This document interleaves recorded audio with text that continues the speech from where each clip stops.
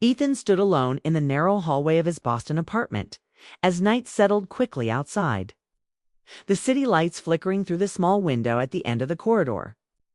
His breathing slow but uneven, as if his body already knew something important was about to happen before his mind could fully accept it. And as he closed his eyes, he felt the weight of years pressing gently but firmly on his chest. Years of choosing silence over risk, distance over desire, and routine over uncertainty. Because after a quiet heartbreak that never made headlines, but reshaped his inner world, he had learned to live carefully, building a life that looked steady from the outside but felt unfinished on the inside. A life filled with work emails, early mornings, empty evenings, and the kind of calm that only exists when emotions are kept under control. And yet tonight, that calm felt fragile, like glass about to crack, because on the other side of the door stood Noah, a name Ethan had not spoken out loud in a long time, but one that had never truly left his thoughts.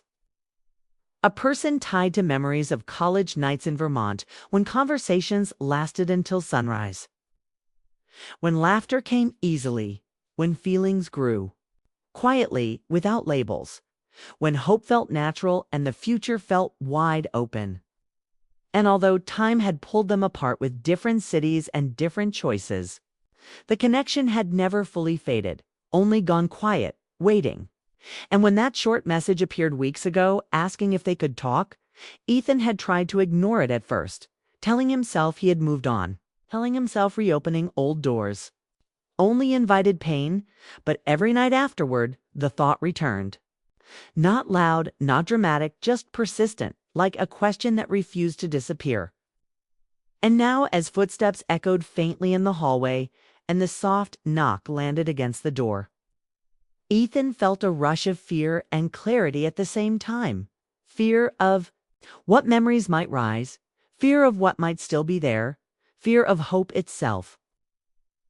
But also clarity that avoiding this moment would be another quiet regret added to the long list he carried without complaint. And so he placed his hand on the door, steadying himself, listening as the city hummed beyond the walls, understanding that this was not just about Noah standing outside, but about the choice to stop hiding from his own heart. Because opening the door meant accepting that life could still surprise him. That connection was still possible. That healing did not always mean forgetting. And as the second knock came, patient and calm, Ethan opened his eyes, feeling grounded, in the present for the first time in years. Knowing he could not control what would happen next, but understanding that readiness was not about certainty. It was about courage. And with one final breath, he reached for the handle, prepared to face whatever waited on the other side. The door opened, and Noah stood there under the dim hallway light, looking familiar and changed at the same time. His hair slightly shorter, his posture calmer, his eyes carrying a quiet depth that told stories Ethan had not been there to witness. And for a brief moment, neither of them spoke, because some meetings did not need words right away. They only needed honesty. And when Noah finally said hello, his voice was steady but careful, as if he did not want to disturb something fragile. And Ethan answered in the same tone, aware that the distance between them was no longer measured in feet but in years, choices, and unspoken feelings.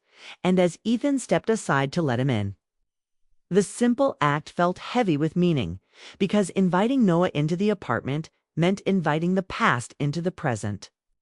And Noah walked in slowly, taking in the small details of the space, the books, the clean order, the quiet signs of a man who had learned to live alone.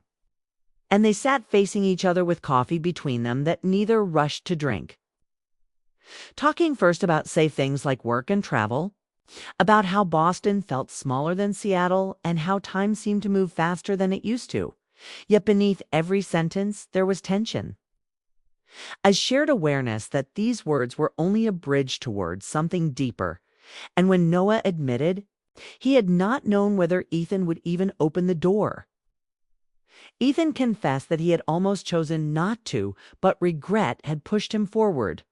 And the honesty shifted the air between them, making it warmer, more real. All right. And as the conversation slowed, Noah finally spoke the truth he had been carrying. All right. That he did not come just to catch up. That leaving years ago had been driven by fear, rather than lack of feeling, and hearing this made Ethan's chest tighten. Not with anger, but with recognition, because he too had been afraid of how much that connection once mattered. And in that moment, the past stopped feeling like a wound and started feeling like a lesson. Something neither of them could change, but both could finally face. And as silence settled again, it was no longer uncomfortable. It was thoughtful, full of meaning, like a pause before a decision. And Ethan realized that whatever happened next would not erase the years apart, but could give them a new shape. And as he looked at Noah sitting across from him, older, quieter, more honest, he understood that some meetings are not about answers right away. They are about allowing truth to step into the room and stay. As the night moved forward and the rain began tapping softly against the windows, the space between Ethan and Noah felt charged with things they had never said before. And without planning it, they shifted closer, not touching, but aware of every small movement, every breath, as if the room itself was listening. And Noah admitted that no matter where life had taken him, he had carried thoughts of Ethan quietly. Not in a dramatic way, but in the steady way memories return when you least expect them. And Ethan answered with the same honesty, saying he had tried to move on, but some connections do not disappear just because time passes. And with each sentence, the weight of the past became lighter, replaced by clarity, because they were no longer trying to protect themselves with distance. They were choosing truth instead. And Noah spoke of cities, long nights spent wondering what might have happened if he had stayed, of choices that looked right at the time but later felt incomplete. And Ethan listened without judgment, realizing that pain shared calmly loses its power to hurt. And when Noah admitted he was afraid of causing pain again, Ethan responded not with certainty, but with courage, saying that avoiding risk had already cost him enough, and that wondering was heavier than trying. And the room grew quiet again, not empty, but full. And Noah rested his hand on the table between them, not crossing a line, but offering presence. And Ethan closed his eyes for a moment, not to escape, but to understand his own heart. Realizing he was no longer driven by fear, but by readiness, and when he opened them, he invited Noah to stay. Not as a promise of answers, but as an opening for possibility, and Noah agreed, relief visible in his expression. And as the rain grew stronger outside, washing the city in soft sound, the past no longer stood between them like a wall, but lay behind them like a road already traveled. And both men understood that what mattered now was not what they had lost, but what they were brave enough to explore together, slowly and honestly, without rushing or pretending, allowing connection to grow in its own time. The night slowly softened into early morning as Ethan and Noah remained awake, speaking in low voices while the city outside grew quiet. And there was no rush in their words, only clarity as they talked about who they had become after years of living separate lives, about mistakes that taught them patience, about dreams that had changed shape but not meaning. And in that calm honesty, Ethan felt something settle inside him, a sense that he no longer needed to guard every feeling. And when Noah stood near the window, watching the streetlights reflect on the wet pavement, he admitted he did not know where this renewed connection might lead. And instead of fear, that uncertainty brought relief, 'cause it meant there was space to choose freely. And Ethan joined him, saying he was no longer interested in closing doors just to feel safe. And when Noah asked quietly to be invited into Ethan's life again, not just the room, Ethan answered without hesitation, understanding that openness did not require promises, only intention. And as the rain eased and the first signs of dawn touched the sky, both men felt grounded in the present rather than pulled by the past, knowing that whatever came next would be shaped by respect, patience, and shared effort.